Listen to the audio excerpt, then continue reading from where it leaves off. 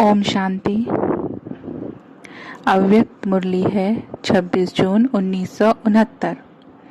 शिक्षा देने का स्वरूप। अपने स्वरूप से शिक्षा देना। मीठे मीठे बाप दादा बोले, बाप किसको देख रहे हैं? बच्चों को देख रहे हैं। आज मुरली में क्या सुना था?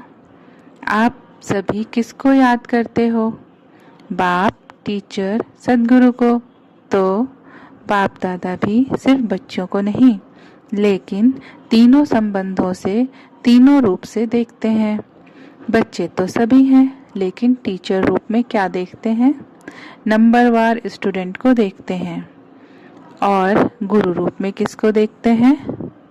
मालूम है? नंबरवार फॉलो करने वालों को, जिन्होंने फॉलो किया है और जिन्हों को अभी करना है, दोनों को देखते हैं। मुख्य फॉलो कौन सा है? गुरु रूप से जो शिक्षा देते हैं उसमें मुख्य फॉलो किसको करना है? गुरु रूप से मुख्य फॉलो क्या है? याद की यात्रा। याद की यात्रा तो एक साधन है, लेकिन वह भी किस लिए कराते हैं? दूसरों की सद्गति करने पहले अपने को क्या फॉलो करना पड़ेगा? याद की यात्रा भी किस लिए सिखाई जाती है? गुरु रूप से मुख्य फॉलो यही करना है, अशरीरी, निराकारी, न्यारा बनना। याद की यात्रा भी इसलिए करते हैं कि साकार में रहते निराकार और न्यारे अशरीरी हो रहे।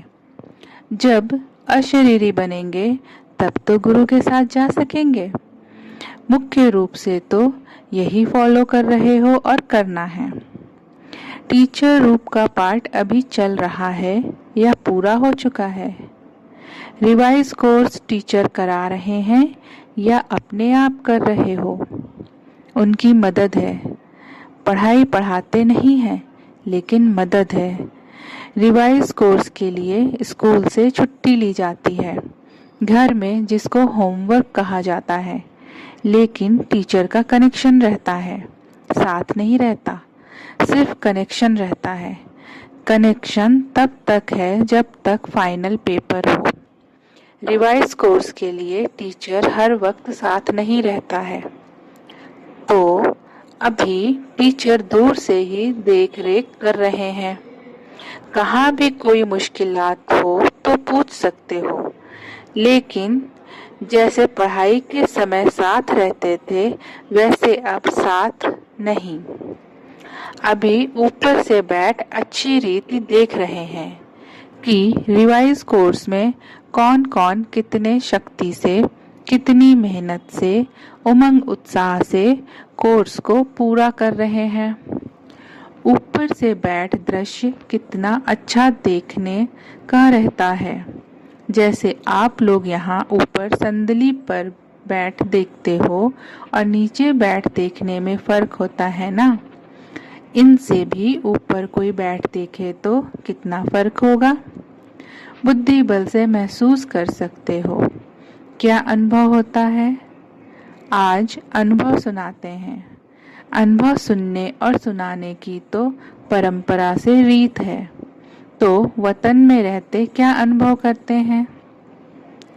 वतन में होते भी टीचर का कनेक्शन होने कारण देखते हैं। कोई कोई बहुत अलौकिकपन से पढ़ाई को रिवाइज कर रहे हैं, कोई समय गवा रहे हैं, कोई समय सफल कर रहे हैं। जब देखते हैं समय को गवा रहे हैं तो मालूम क्या होता है? तरस तो आता है, लेकिन तरस के साथ साथ जो संबंध है वह संबंध भी खींचता है। फिर दिल होती है कि अभी अभी बाबा से छुट्टी लेकर साकार रूप में उन्हीं का ध्यान खिंचवाएं। लेकिन साकार रूप का पाठ तो पूरा ही हुआ, इसलिए दूर से ही साकाश देते हैं। बाबा जैसे साकार रूप में लाल झंडी दिखाते थे ना, वैसे ही वतन में भी। लेकिन देखने में आता है कि अव्यक्ति रस को, अव्यक्ति मदद को बहुत थोड़े ले पाते हैं। जो भी रास्ता तय करते विघ्न आते हैं, उन विघ्नों को पार करने के लिए मुख्य कौन सी शक्ति चाहिए? सहन शक्ति। सहन शक्ति से पहले कौन सी शक्ति चाहिए? विघ्न डालने वाली कौन सी चीज है? माया। सुनाया था कि विघ्नों का सामना करने के लिए पहले चाहिए परखने की शक्ति, फिर चाहिए निर्णय करने की शक्ति।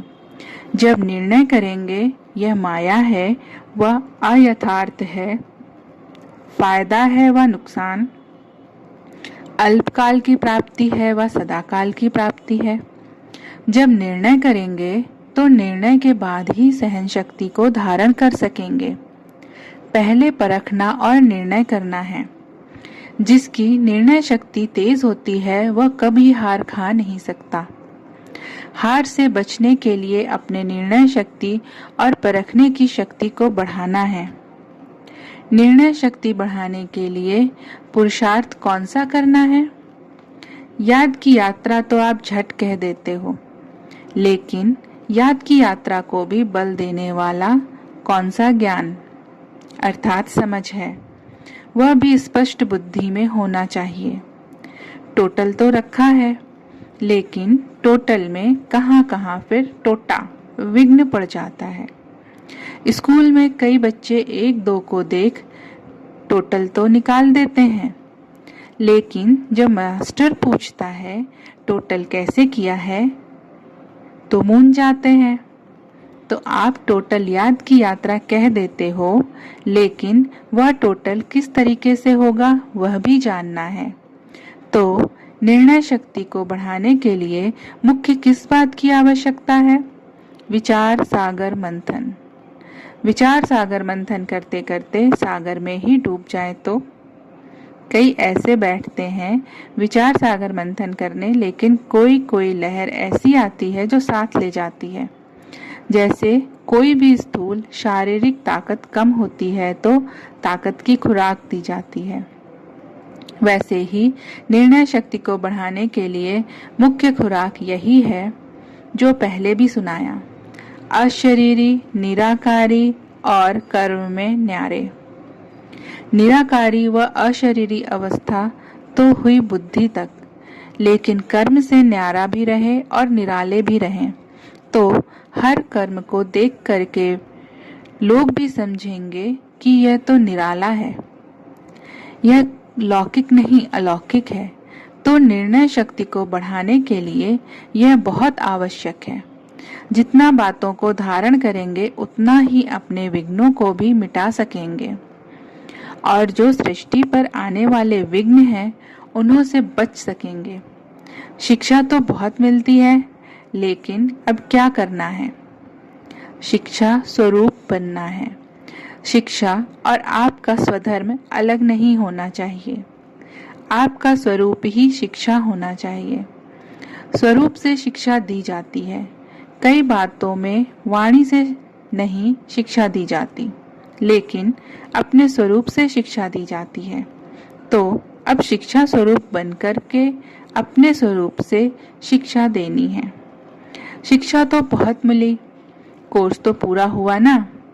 एक प्रश्न पूछा था कि अब जो बाप दादा अन्य तन में आते हैं तो जैसे साकार रूप में मुरली चलाते थे वैसे ही क्यों नहीं चलाते?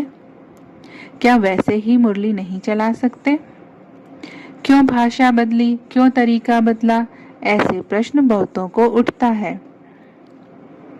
जबकि तुम भाषण कर सकते हो तो बाप दादा का कोई भी तन द्वारा मुरली चलाना मुश्किल है, लेकिन क्यों नहीं चलाते? दो चार ने अपने विचार सुनाए।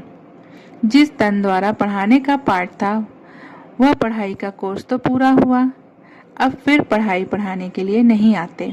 वह कोर्स था, उसी तन द्वारा पाठ पूरा हो चुका है। अभी तो आते हैं मिलने के लिए, बहलाने के लिए। और मुख्य बातें कौन सी हैं? जैसे अशरीरी कर्मातीत बन करके क्या किया? 1 सेकंड में पंछी बन उड़ गया। साकार शरीर से 1 सेकंड में उड़े ना, तो अब पढ़ाई पूरी हुई। बाकी एक कार्य रहा हुआ है साथ ले जाने का। इसलिए अब सिर्फ मिलने, अव्यक्त शिक्षाओं से बहलाने और उड़ाने के लिए आते हैं। पढ़ाई के पॉइंट्स, पढ़ाई का रूप अब नहीं चल सकता है। अभी कोर्स रिवाइज हो रहा है, लेकिन कितने समय में रिवाइज करेंगे? कितने तक कोर्स पूरा हुआ है? अभी यह सभी को निर्णय करना है कि कहाँ तक रिवाइज कोर्स हुआ है, कितना समय अब चाहिए।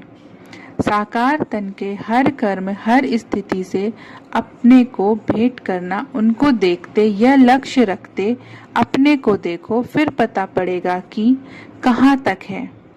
लक्ष्य तो बता दिया कि कैसे अपने को परखना, फिर उत्तर देना। दूसरा प्रश्न यह कह देते, होमवर्क तो तुम्हारा चल ही रहा है, उसमें विशेष ध्यान खिंचवाते हैं। यह जो पाठ भावी प्रमाण हुआ है, उस स्वरूप, उस साकार रूप को अव्यक्त क्यों बनाया? इनके भी कई गुह्य राज हैं, रहस्य हैं।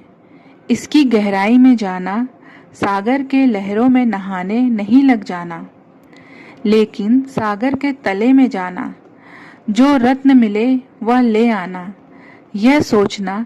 इनका गुह्य रहस्य ड्रामा में क्या नूंधा हुआ है? ऊपर कोई गुह्य रहस्य है, बिना रहस्य के तो कोई भी चलन हो ही नहीं सकती। अच्छा, अभी टाइम हो गया है। ओम शांति।